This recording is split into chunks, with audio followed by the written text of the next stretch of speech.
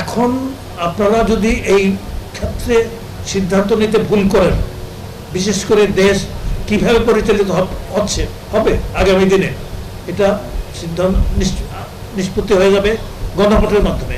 এই ক্ষেত্রে যদি আপনারা সিদ্ধান্ত দিতে আপনারা অনাগ্রহী হন বা ভুল করেন, তাহলে মাসুল কিন্তু আবারও দিতে হবে, আপনাদেরকে বারংবার দিতে হবে, আমাদেরকে দিতে হবে।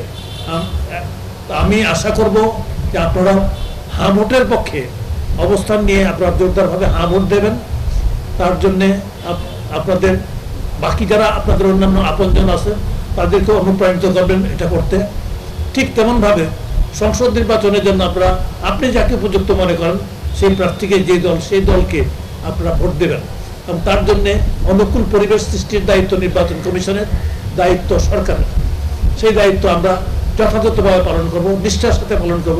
খাদ্য ও ভূমি উপদেষ্টা আলী ইমাম মজুমদার মঙ্গলবার বিকেলে খুলনা মহানগরীর শহীদ হাদিস পার্কে গণভোট বিষয়ে জনসচেতনতামূলক সভায় প্রধান অতিথির বক্তৃতায় এসব কথা বলেন।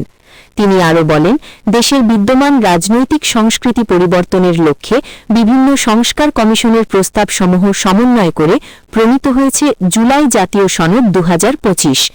এই সনদের স্বীকৃতি ও নতুন বাংলাদেশ বিনির্মাণে অগ্রসর হতে গণভোটে হ্যাঁ ভোট প্রদানের জন্য তিনি জনগণকে আহ্বান জানান।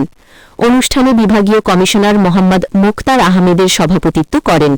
অনুষ্ঠানে বিভাগ ও জেলার বিভিন্ন দপ্তরের কর্মকর্তা কর্মচারী সহ সকল শ্রেণীপেশার মানুষ উপস্থিত ছিলেন।